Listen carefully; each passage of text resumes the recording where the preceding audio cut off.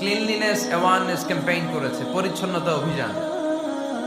যেখানেই ময়লা ক্লিন করে, কিন্তু কোনো কথা বলে না। প্রত্যেক একটা টি শার্ট গায়ে দেয়, একটা গেঞ্জি পরে, ওই টি শার্টের পেছনে লেখা থাকে MUHAMMAD, মানে কি মোহাম্মদ। যারাই তাদের কার্যক্রম দেখে, তারা দেখে তাদের গেঞ্জির পিছনে লেখা MUHAMMAD। কি চমৎকার আইডিয়া!